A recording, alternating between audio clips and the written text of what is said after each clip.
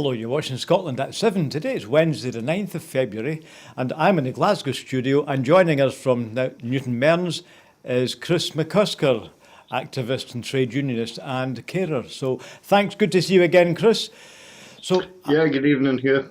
right, so I'm going to go straight into our top story tonight, Chris, and we'll discuss them with you as we go on. So we hear today that the Scottish Government is definitely going to take over the running of ScotRail services from the 1st of April.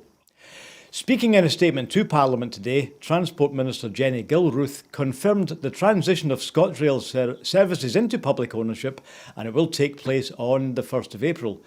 The Minister also invited elected members and the rail trade unions to take part in a national conversation on the future of rail services to help shape the creation of an affordable, sustainable and customer-focused rail passenger service in Scotland.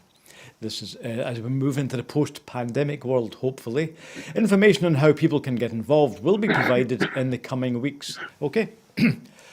So Jenny Gilruth added that she is looking forward to working closely with wider partners, including women's organisations, the British Transport Police, to improve the public transport system, making it safer and to build on the work already underway.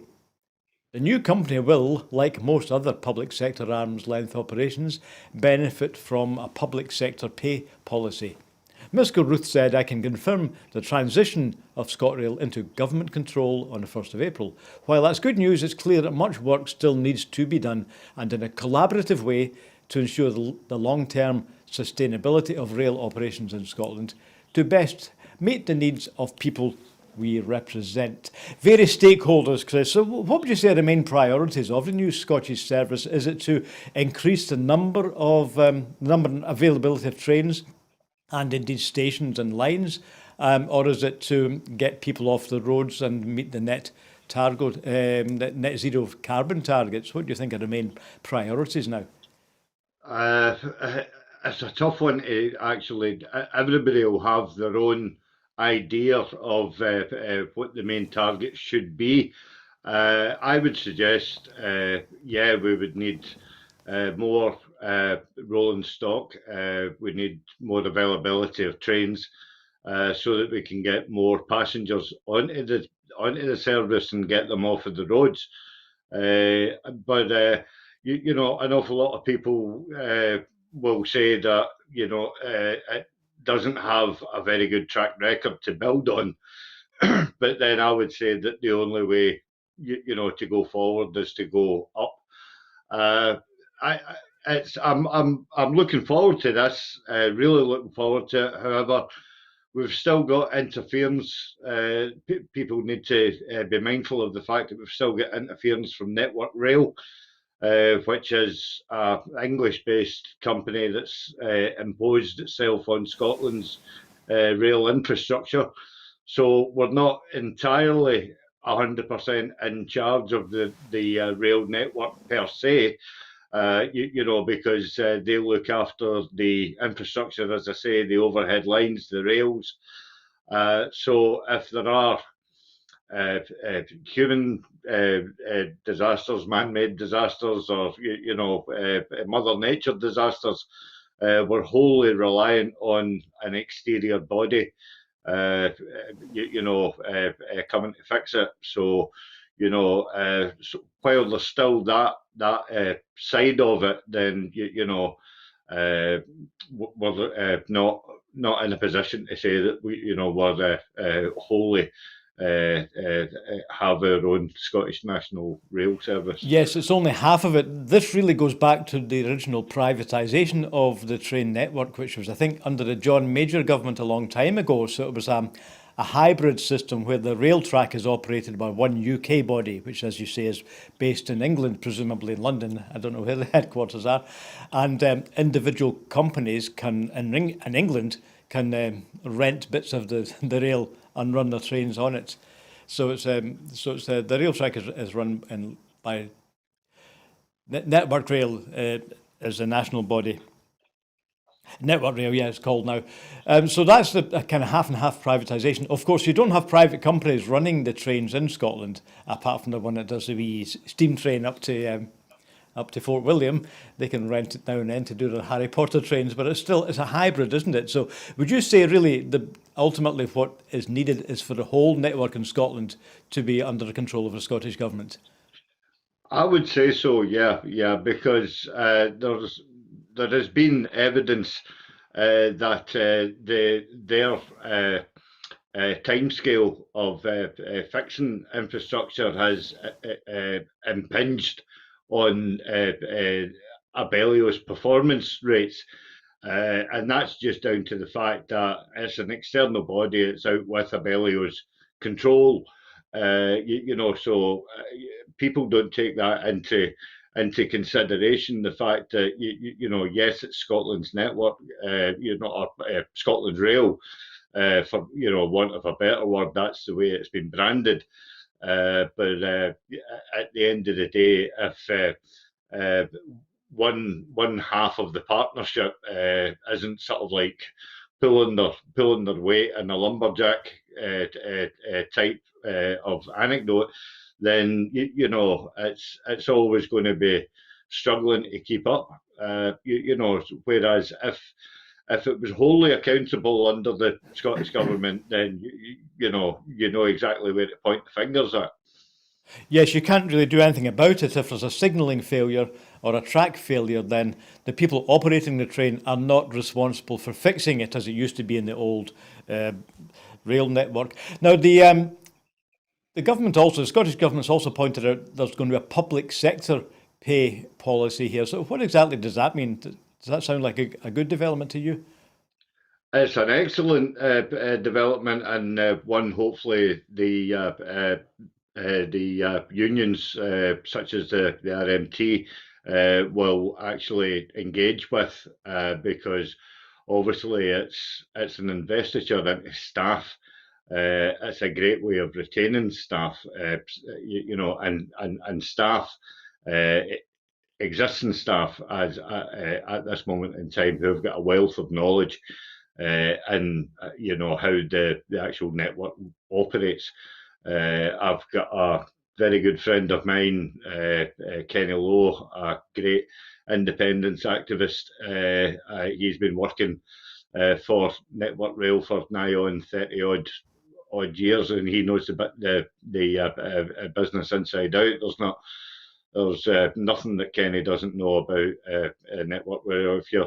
If you're taking a train journey with them, you can just sort of like, a question will suddenly come into your head, and he'll be able to answer it within sort of like 2 or 3 minutes. So I mean, that pool of talent has to be looked after, and this way as well is also easier for unions to engage when it comes to collective bargaining. For pay. So I would really hope that the RMT engage with this. Yes, there is indeed there's a kind of a culture, or at least there was a rail culture. Yes, I also know people who have worked in the railways, and they are committed to it. They really believe in railways. So my final point before we move on is about the number of towns in Scotland that are not connected to the rail at all. Now, Jenny Gilruth has asked for consultation. Do you think people should be saying, well, why don't we have trains in Straven or all the other places? Everywhere used to have a rail network, a rail line at a station 50 years ago. So, but that's huge money, isn't it? So do you think the Scottish Government is going to be able to produce £1 billion and open a dozen new stations and open up new lines? Well, I mean, that is a huge body of work with regards to infrastructure. And again, we'll go back to the fact that Network Rail predominantly own the buildings, as well as the rails and the overhead lines. There was a lot of stations closed, during the savage cuts of the beaching era. It's funny that you mentioned Straven, because I used to live in a wee fishing village called Eaglesham, and it never even had a railway station to start with. It was always serviced either by Hare Myers or Clarkson. That's the closest that the railroad came to Irwee, one horse. So there is possibilities for that, but again, you have to engage with Network Rail and stuff like that because at the end of the day, they've got the franchise over the infrastructure. Yes, that's Eaglesham-on-Sea. Yeah, I think it was a new town, wasn't it? So maybe it was built after the railways. I don't know how that came about. But anyway, those are all decisions outside our pay grade, I'm afraid. Okay, now listen, our next story tonight, Chris. You'll be shocked to hear about a party that took place in Downing Street last December. Scotland Yard has said it will look again at a quiz held in Downing Street in December 2020. 2 years ago, after a new photograph emerged of Boris Johnson at the event, featuring an open bottle of Prosecco and staff wearing tinsel. The image, published by the Daily Mirror, shows the Prime Minister with two members of staff, including his deputy, Principal Private Secretary Stewart Glassborough, at the event on the 15th of December, which Number 10 said was a virtual quiz. Responding to the latest Partygate revelation, which shows Boris Johnson and his staff with alcohol at a lockdown-breaking Christmas party, the SNP's Westminster leader Ian Blackford MP said, Boris Johnson is staggering from one scandal to the next. This latest boozy lockdown party picture in Downing Street is damning and is crucial. It's crucial that the Metropolitan Police look to investigate it. Alcohol, tinsel and a party hat. If this is a work meeting, then it's little wonder that the Prime Minister and his broken government have failed to tackle the cost of living crisis, which is hammering households.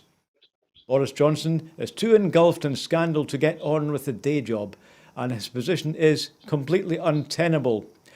Okay, so the story here is that the Prime Minister said that there was a quiz meeting, but it was online, it was on Zoom or something, but it wasn't. It was clearly there. He's standing there.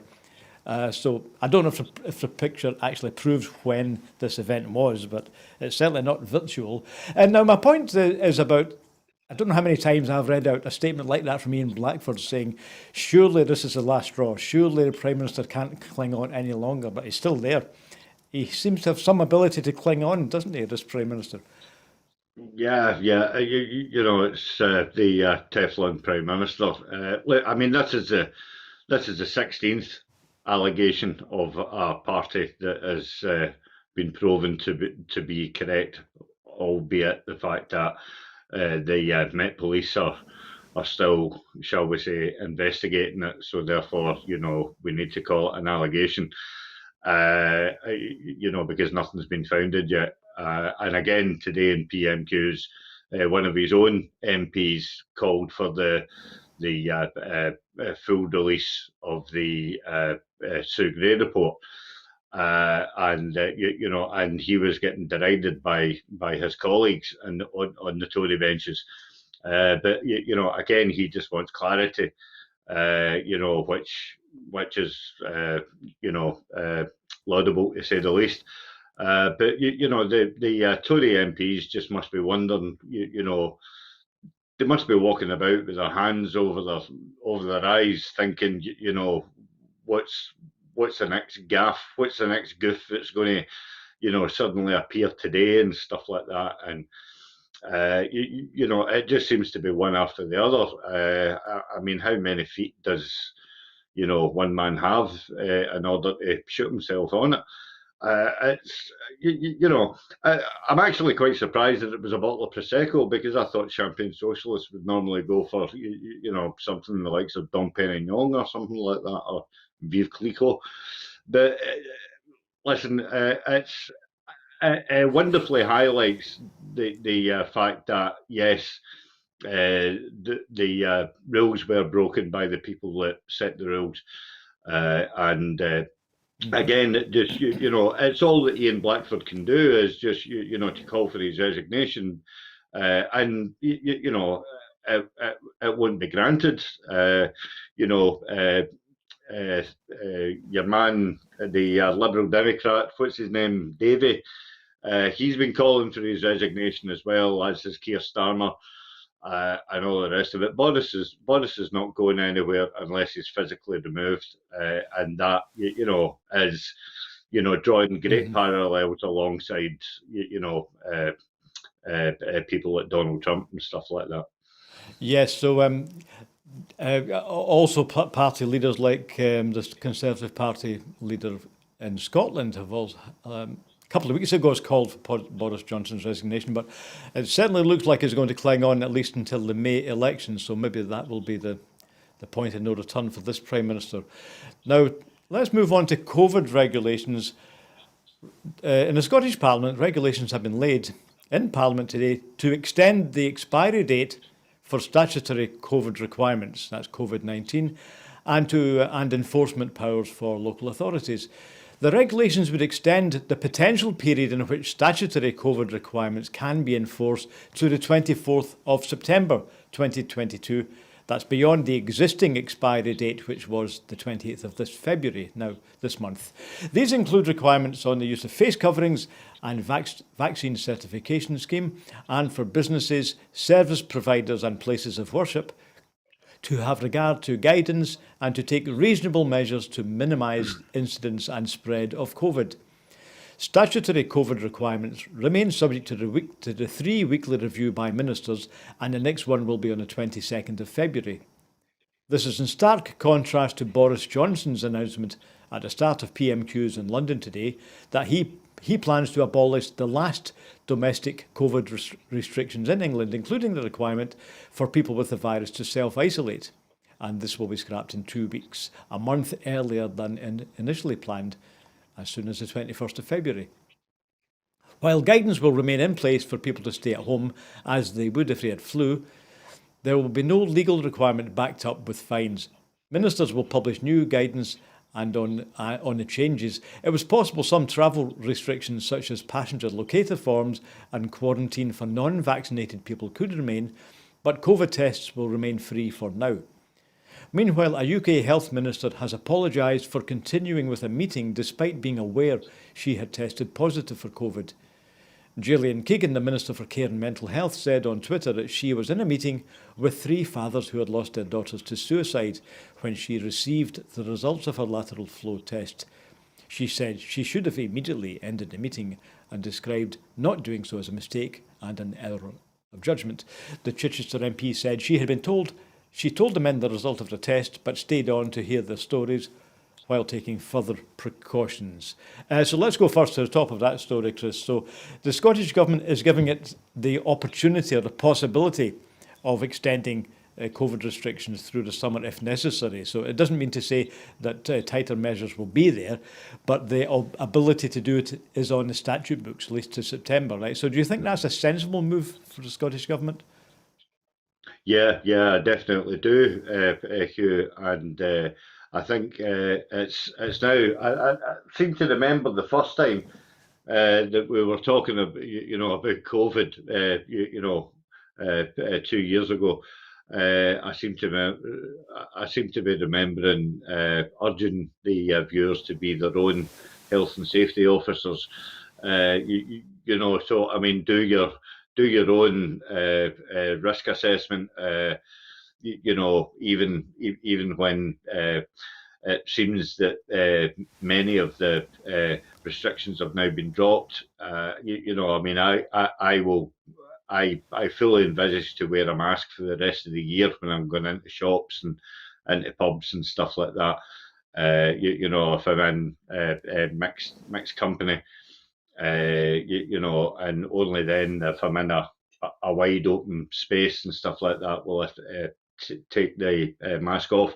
And the First Minister made the point, in our sort of like COVID update yesterday, is the fact that we're dropping many of these restrictions because people are adhering to the Scottish Government guidelines and advice, to continue with mask wearing and a certain amount of social distancing, and being mindful of people around us when we're in shops and theatres and clubs and pubs and bars and stuff like that. So those small things are making the choices now a lot easier for the Scottish Government because people are largely being compliant. So, and I think it's foolhardy of England. It's wholly predictable, but I think it's foolhardy of England to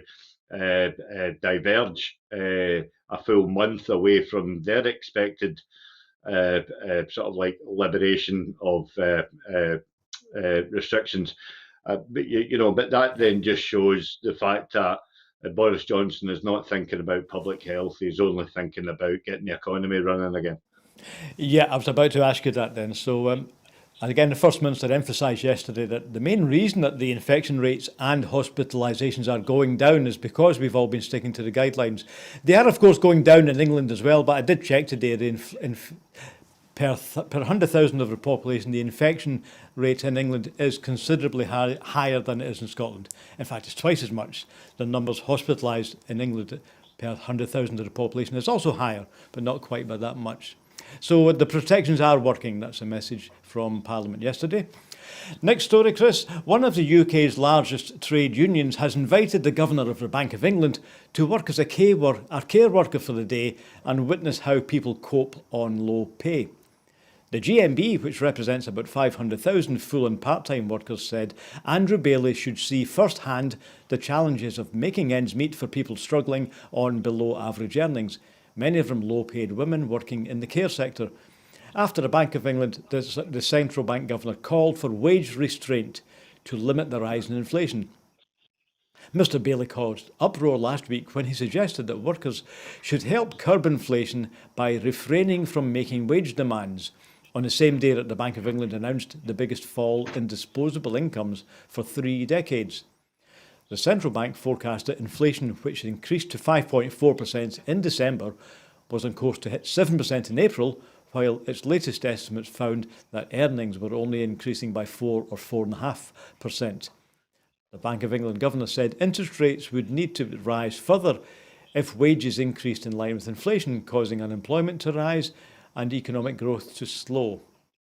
Sharon Graham, the General Secretary of Unite, said workers are not causing the UK's cost of living crisis and should not be asked to pay for it. Why is it that every time there's a crisis, rich men ask ordinary people to pay for it, she said. Mr Bailey was paid £575,000, including pension, in his first year as a bank's governor from March 20, which is more than 18 times the UK average for a full-time employee. Now, Chris, let's split this story into two. There's, of course, that figure at the end there that this is what they used to call the ratio from the top to the bottom. That's been widening, isn't it? So he's 18 times more. I forget what the numbers, but they used to say in the 60s, somebody at the top of a big organisation might be paid, 4 or 5 times the person at the bottom. But that ratio has increased, isn't it? So is there any justification for that? No, there's absolutely no justification for that at all. Funnily enough, actually, the original secretary, Gary Smith, a comrade of mine, used to be one of his reps. It's laudable that Gary's asked for him to spend a day in a carer's shoes. I'd go one step further because I'm a wee bit more bullshit than Gary. I would ask him to actually spend a day in an unpaired carer's shoes. Because at least carers at this moment in time are not. I wouldn't suggest that they're getting a half decent wage. That's not exactly what I'm saying. They are getting paid a reasonable wage. They should get paid the living wage, of course, and obviously I would argue for that to be higher. But if they were to spend a day in an unpairer's shoes, where we get 89 pence an hour from the UK government to do the job that we do, I think that would be, a good day for them to wake up and smell the coffee. Of course, the other thing that I was going to ask you about this is inflation, the dreaded I, because the bank, of course, put up interest rates the other day, and it's clear that they're worried about going back to the stagflation we had in the 70s and the so-called, you remember, the wages prices spiral, right? So prices go up, therefore trade unions ask for more in wages, therefore prices go up, and so it gets worse. So that's really what's behind his caution, isn't it? It looks like the Bank of England is terrified about inflation getting out of control. What do the trade unions say about that? If you do get into that wage price spiral, what's the trade unions' answer? Because that does actually make everyone potentially worse off, doesn't it? Well, I mean, I mean, I can't speak for the trade union. I'm not here to speak for the trade unions as a collective body. I'm not a member of the STUC, although I'm a USDA rep. But what I would say is the fact that the Bank of England are they're plain cautious because they well remember the winter of discontent. I would suggest that we're going to have a summer of discontent once the rise in energy prices and the rise in food prices kick in to the middle earners and under. People just won't be able to afford the day-to-day things, let alone life's little luxuries such as a bottle of champagne at Christmas time. So from that point of view, yes, I can understand why the banks are taking the action, but again, it's the inability of the UK government in order to go after the big companies. We're predominantly looking at pharma companies and oil companies that are, on a daily basis at this moment in time, announcing eye-watering profits. People are not welcoming these announcements in any such way, shape, or form because they can see that their daily cost of living is rocketing, and it's not being helped by the fact that the Bank of England are putting up the interest rates as well. Yeah, so we are definitely getting into really what looks like an old-fashioned economic crisis, which Johnson's trying to navigate his way through while he has those other issues to discuss that we talked about earlier on.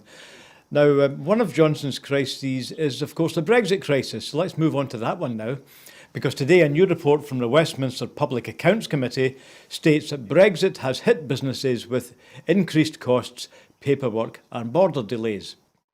The report comes a day after Jacob Rees-Mogg was given a new role as Minister for Brexit Opportunities, and a couple of weeks after a report entitled The Benefits of Brexit was published. Speaking on BBC Radio Scotland today, James Withers, the Chief Executive of Scotland Food and Drink, said he was struggling to find any Brexit opportunities and was none the wiser after reading the Benefits of Brexit report. Earlier this month, a YouGov poll found that 65% of those asked across the UK said they think that Brexit has not benefited at all or by not very much since the UK left the EU. In Scotland, the results suggest the figure rises to 75%. Commenting, the SNP's Europe spokesperson, who is Dr Philippa Whitford MP, said, this report, as well as widespread warnings and comments from businesses, lays bare the true impact of the Tories' extreme Brexit, which has taken Scotland out of a market 7 times bigger than the UK. It makes clear that Boris Johnson's talk of Brexit opportunities and benefits is nonsense. Indeed, this report highlights the hollowness of Jacob Rees-Mogg's new role as Minister for Brexit Opportunities. Businesses have now spent years looking for the so-called opportunities they were promised would come from Brexit, and they haven't managed to find any. Unless he follows in his leader's footsteps, using bluff and bluster to get through his new role, it's hard to see what makes him think that he will find these elusive Brexit benefits. There simply aren't any. Well, so first of all, Jacob Rees-Mogg, you may have heard of him. He was a fairly minor, lightweight politician in London. So do you think he's a man to find these opportunities that they haven't found so far? Well, the honorary member of for the 19th century, as he's affectionately known as by Mary Black and Pete Wishart, I believe, as well. I find it wholly ironic that he's been given this newly created position and he's been sort of like sidestepped out of Speaker or the leader of the leader of the House or whatever his title was there.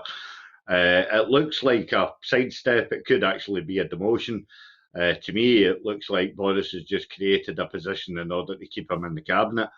And this is a guy that didn't understand the whole ramifications of the impact of, regarding Northern Ireland, the border, and the ramifications therein with the Good Friday Agreement. And you know, I find it laughable as the fact that I seem to remember at one point in time he was talking about the benefits of being able to trade freely with Europe, and yet at this moment in time we've got something in the region of 15-mile tailbacks on the M20 leading down to Dover. We've got Tory MPs. I can't remember her name. She's the MP for Dover herself. Her husband was deselected, and then she was reselected on some sort of scandal or something like that. I can't remember her name, but she was asking for more infrastructure in order to accommodate these 15-mile tailbacks. You know, we're hearing anecdotal stories of about now that because of the slow process with the added red tape, that Nigel Farage told us we wouldn't be having any red tape. You know, just take for argument's sake one simple commodity, the likes of mushrooms from County Monaghan, are actually arriving a day later into Britain for obviously for sale and for use. But so is that what everybody voted for in Brexit, so that we could have food a day later than it was originally produced and to be cost higher as well? You know, quite simply, there are no benefits of Brexit. Everybody in their feather, and including their Doug, knew that there was no benefits to Brexit, you know, whatsoever. Yeah, a couple of points on that. First of all, I've seen this story today in a number of the Conservative right-wing papers: increased red tape, increased queues. And what they're trying to do is to say it's Europe's fault. But of course, the reality is that we had already got rid of the red tape in Europe when we set up the single market. So as you said, this is a hard Brexit because the Conservatives didn't have to do that. They could have gone for a soft Brexit, which kept Britain in the single market. But it's Johnson's deliberate decision to leave the single market. And that's why we have the red tape. It's just obvious as night follows day. So let's move on. So, again, as I've said before, I'm sure we'll hear more of that. And, of course, if there are any Brexit opportunities, I'm sure Mr Rees-Mogg will be quick to tell us what they are. Right, now we're going to move on to this is also a Europe-based story because the Scottish Parliament Committee today has found that the UK government's subsidy control bill would cut across the powers of Scottish ministers. The Economy and Fair Work Committee expressed concerns that the bill will risk UK ministers intervening in devolved areas without proper consultation or knowledge of the circumstances. In its report, the committee goes on to say that the bill would result in an asymmetry of power between the UK and Scottish governments. The subsidy control bill was introduced as a result of Brexit to establish a framework for how subsidies are distributed to community projects and businesses. A committee member, SNP's Member of Parliament, the Scottish Parliament, Fiona Hislop, said, "This is a blatant Tory power grab on areas such as agriculture and other sectors in Scotland. In Scotland, we know all too well what it means when a UK Tory government intervenes in funding decisions. It means cuts, not cash, for communities across Scotland. Just like the Tories' Internal Market Act, the subsidy control bill will trample all over the devolved settlement and demonstrates the total disregard the UK government has for the Scottish Parliament." So the story behind this, Chris, is again, the departure from the European Union means a new framework has to be put in place to replace the kind of system of European grants and the European rules on subsidy, because subsidies, of course, can be a good thing. Each area, maybe each county or each parliament in the UK could subsidise the arts, or it could subsidise training or education, but it can also, of course, be used as a trade measure, which is why it was a European measure. In other words, it could be used for dumping. It could be used to artificially lower the price of goods. So, of course, that's against the single market rules.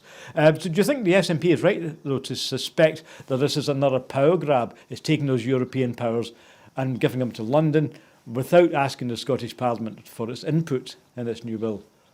Yeah, well, this is what we were talking about, 2-3 years ago, is the fact that it gives the UK government the opportunity to replace EU stickers on our road signs with butcher's aprons. Because at the end of the day, they'll be supplying the money. And this, it's an absolute rabbit warren, because it opens up the possibility of the UK government directly giving money to the likes of Aberdeen Council, which is predominantly run by Tories.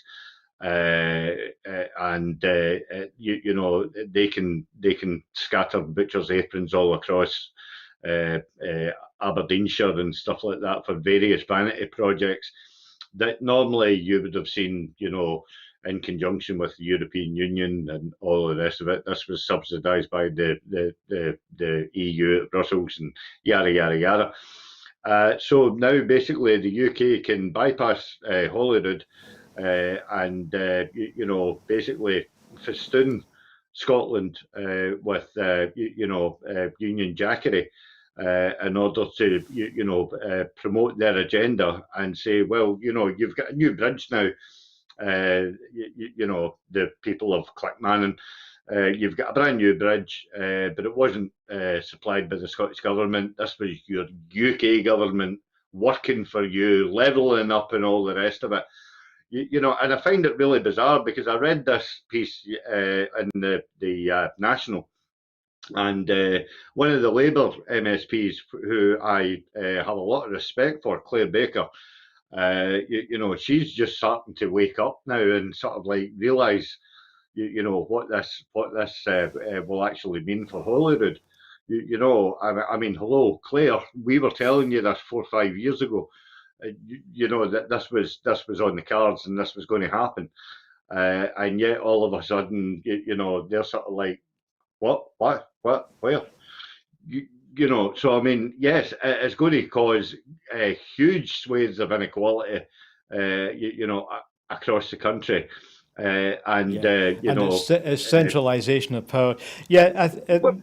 It's inevitable, I think, with the UK internal market. They've created this thing called the internal market to replace the EU single market. So it's just, which is in one country instead of in 28.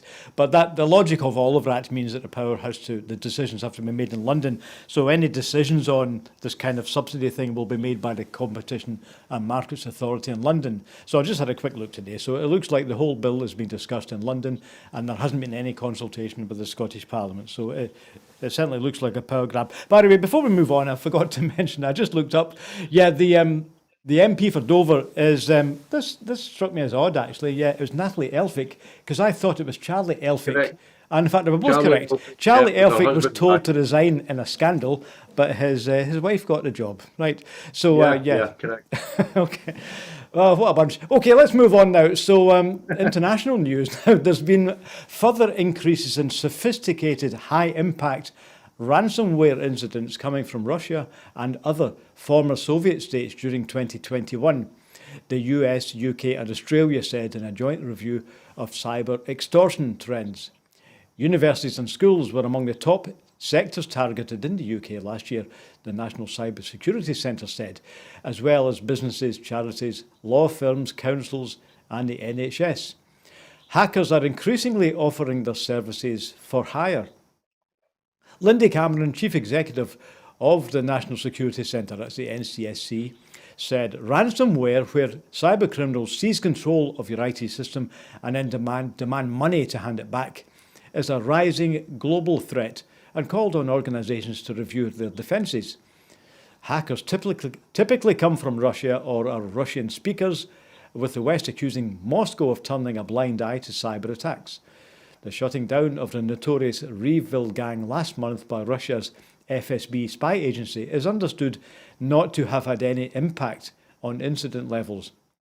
KP Snacks, the maker of hula hoops and McCoy's crisps, warned earlier this month that they were struggling to supply stores following a ransomware attack. It said supply disruption would last until the end of March at the latest. In November, attack on a supplier to the Labour Party led to Labour losing access to some of its membership data.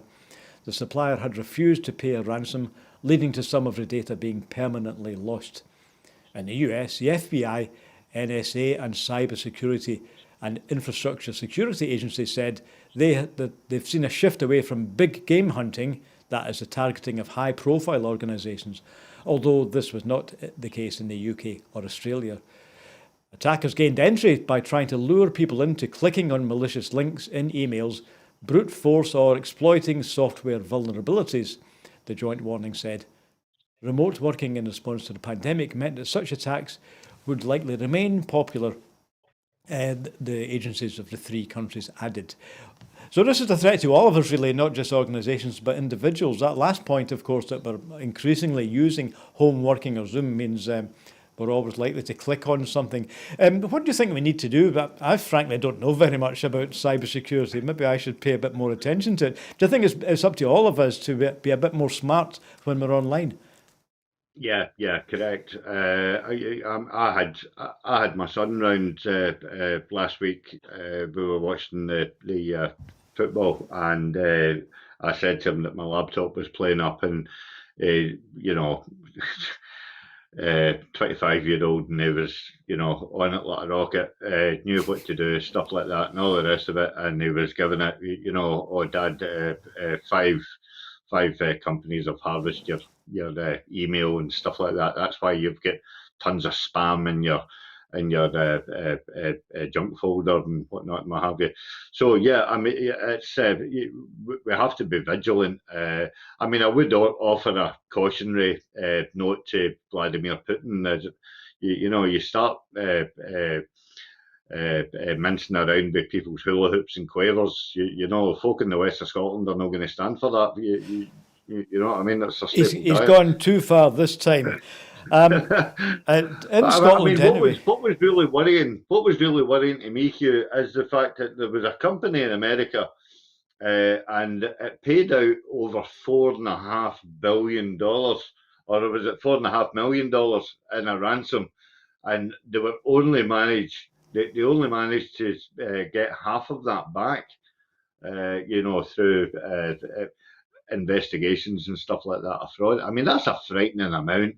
And when you think about the amount of money that is being squandered by the UK government on PPE contracts and all the rest of it, and dodgy deals with their mates and stuff like that, you add those sums together, of spyware infiltration, how much it actually costs one country in any one given day.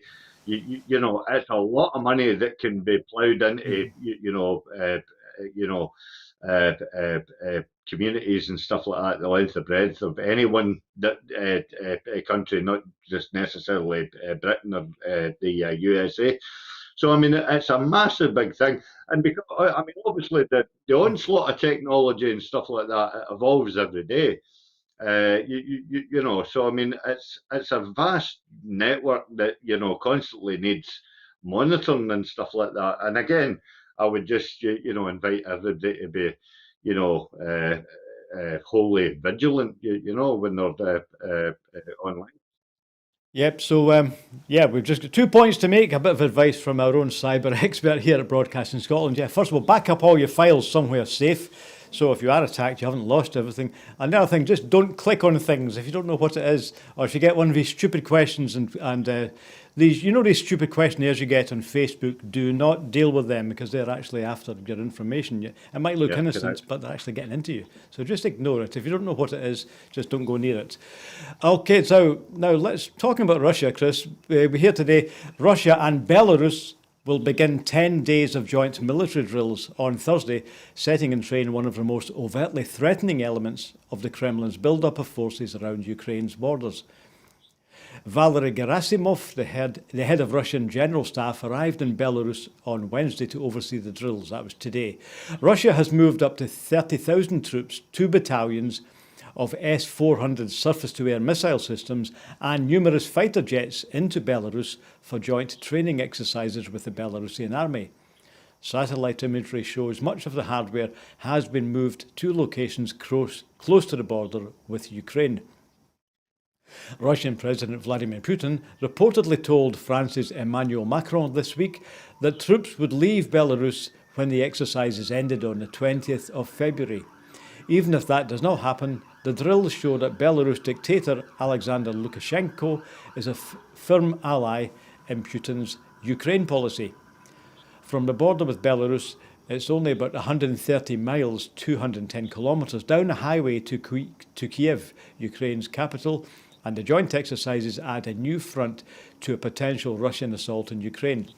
There's also a threat from the south, where Russia annexed Crimea in 2014, and from the east, where Moscow has directed an insurgency against Kiev's authority and has massed troops close to the Russia-Ukraine border.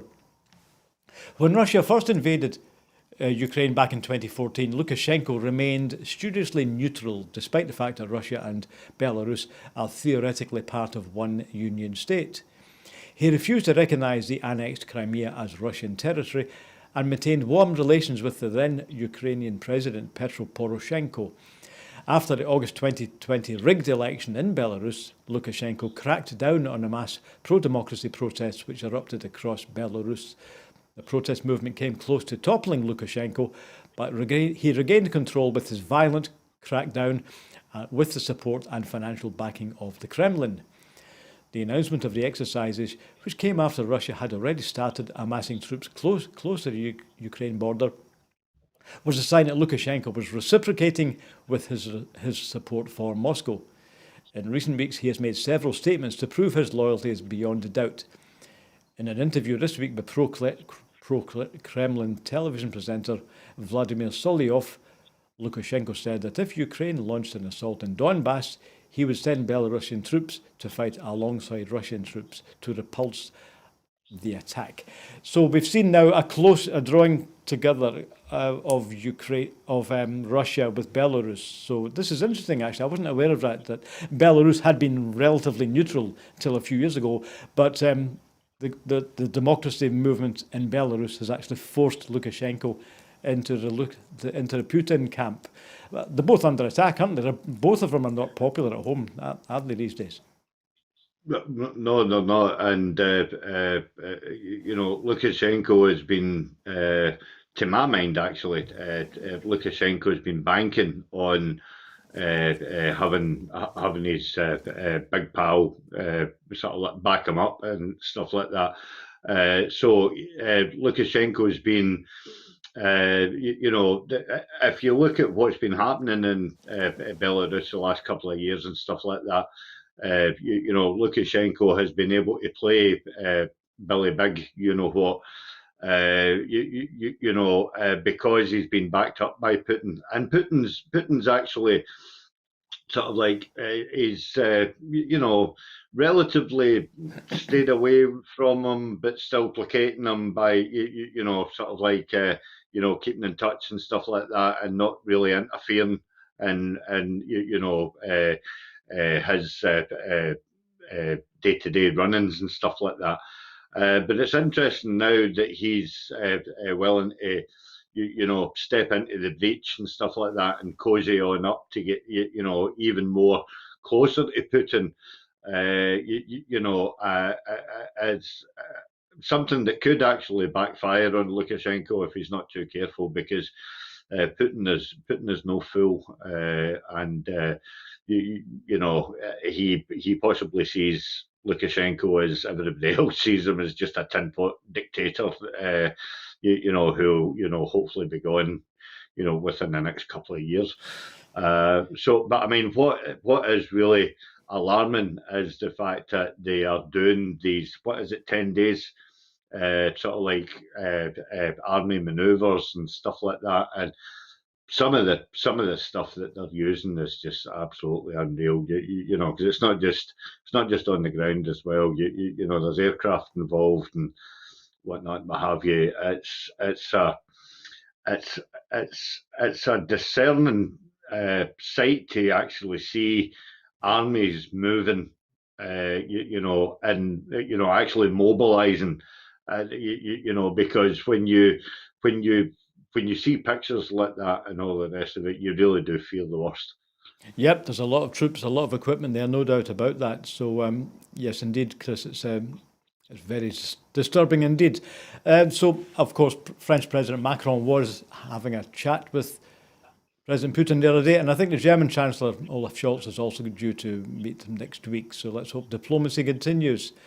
Now, our second last story tonight, we're updating on the new Scottish adult disability payment, which we explained a few weeks ago, and now we hear it is going to be open for applications in the 3 pilot areas from the 21st of March this year.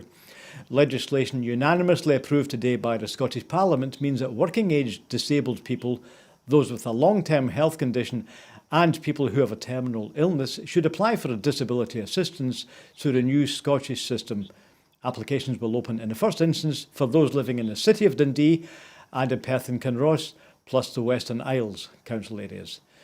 This payment will be the 12th to be delivered by the Scottish Government and replace the Personal Independence Payment to PIP, which is currently delivered by the UK's DWP, the Department of Work and Pensions. Adults of working age with a disability or health condition who are not already in the seat of a PIP or a disability living allowance and living in those pilot areas will be the first to apply, to be able to apply. Further council areas will be introduced in phases until whole adult disability payment rolls out nationwide on the 29th of August. People already receiving DWP payments will not need to apply for adult disability payment. Their rewards will transfer to the Scottish social security system automatically beginning in August. This will be done safely and securely, so people will still get the same amount of money to the same account. The date of the first payment will be confirmed in writing before the transfer. The Minister for Social Security, Ben McPherson, said the unanimous passing of the regulations for the adult disability payment is a significant milestone for Scotland's social security system. It means we can now take a very different approach to delivering disability benefits in comparison to the current DWP system. And our focus is on providing a positive and compassionate experience for people applying for and receiving the new benefit. So, as we've said, the phase 1 will take place in Perth, Kinross and Dundee and the Western Isles starting on the 21st of March. And then the other phases will be rolled out over the rest of the country. I won't go through all the details, but they're on the Scottish Government website. Okay, Chris, so that's just confirmation of the dates, actually. So everyone in Scotland receiving PIP or the other allowance will, in fact, be on the new Scottish benefits from end of August. Okay, so do you welcome this migration of that stuff to Scotland? Do you see that happening seamlessly? Do you think there might be any problems? I think it could be, you know, a good way to start as Scotland starts to take control of its full powers that it has available to it, you know, so that we can actually formulate a proper welfare system for our citizens. So, I mean, this has to be widely welcomed and not before time. That not only you know the significant fact of the that the Scottish Government are now in control of this, it also takes people away from the auspices of the DWP, you know, which contributes to many an account of mental health breakdown, you know, due to their woeful inefficiency, their draconian sanctions, and their, you know, general disregard for people that have got any kind of disability, whether it's visible or invisible. or Yes. invisible, should I say. So I mean, my elder brother will transition onto this, as will my daughter as well. So I'm really, really thankful that the Scottish Government have stepped up to the plate. And it's also worth highlighting again, Hugh, I know that you did mention it, but it's worth highlighting again that this is the 12th benefit to be taken over by the Scottish Government. So slowly but surely, we are getting control of the benefit system away from Westminster. So that we can create a social security system, which has, got, as the Scottish Government have said all along, fairness, dignity, and respect at the heart of everything that they do, which is in stark contrast to what the DWP's ethos towards the whole benefit system in the UK. Yes, absolutely. It's about the Scottish Government being able to deliver benefits to which people are entitled. It's not a question of having to drag the government to do what it should be doing, but the Scottish Government should be offering maximum respect to the people in need of these services. Now, our final point tonight, firefighters are being offered the chance to become trained and equipped to help prevent drug deaths. So Scottish firefighters will be able to volunteer to carry naloxone, which is a nasal spray which can reverse the effects of an opioid overdose. This is part of a £90,000 project funded by the Scottish Government. The Scottish Fire and Rescue Service, the SFRS, will join the Scottish Ambulance Service and Police Scotland in recognising the role this medication can play in saving lives. A naloxone information pack will be available to all SFRS staff. Firefighters who volunteer to undergo training to carry and deploy naloxone will be given guidance on how to identify the signs and symptoms of opioid overdose and how to use the medication to reverse these effects. The service will seek volunteers from around the country to create a wide network of staff who are able to administer naloxone. During a visit to Bathgate Community Fire Station, First Minister Nicola Sturgeon said, "I want to thank the Scottish Fire and Rescue Service for the incredible job they do every day to save lives. The SFRS staff regularly interact with the public during operational incidents, preventing and protection and community engagement. And it's reassuring to know that if they come across a situation involving an opioid overdose, that volunteers will be available to administer naloxone while they wait for an ambulance to arrive." So let's hope that this is one of the measures that the Scottish Government is taking to reduce drugs deaths, because that's what they've promised to do here. So already there's a new minister in charge of that overall area, and this is another policy step. So just very briefly, any comment on that, Chris? Well, I'm hugely enthusiastic on this. Anything to help us try and get that toll down of that the Westminster Government love to hit us over the head and constantly say that we're the sick man of Europe, due to our drug dependency rates and stuff like that. So I think it's it's to be welcomed. It's a a good initiative. I'm hoping that it's not met with any resistance from the FBU. I can see an argument where they would say, well, our firefighters, shouldn't be sort of like plugging gaps and whatnot and what have you. But hopefully everybody is going to engage with this, and it's going to benefit our frontline services moving forward. So yeah, it's okay. Great, yes, so it's part of that initiative anyway. Yeah, as you say, the Scottish Health Service scores extremely well on most measures, but the drugs death is one that didn't score well, so they do need to move on that. It is, of course, a voluntary scheme, Chris, so people are being invited to train if they wish to. So, no, I don't know what the FPU has said, but it's not compulsory anyway. Well, that's about it for tonight. I'm always saying this, Chris. I wish we had longer. Maybe you don't. You might have something else you want to pay attention to this evening. Me, I'm going away to get my tea. But thanks for joining us again, Chris, and I'm sure we'll speak in future occasions. And to everybody watching tonight, it's been great to have you with us. Now, we, of course, are a voluntary service ourselves. We receive no government funding, and we're only here because our readers and our subscribers keep us on the air. So thank you for doing that. And if you know anyone who has a bit of cash to spare, if somebody you know wants to put their money into Scotland's future, why not put it in our direction? Because we promise to deliver independent news from Scotland for Scotland, and it'll be great to have you in the team. If you look at the website there, you can donate and keep us on the air and help to keep the lights on. So that's it from me tonight, and from Chris McCusker. Thanks for joining us. It's Maggie tomorrow, and I'll be back on Friday. So all the best. Thanks. Good night. Good night.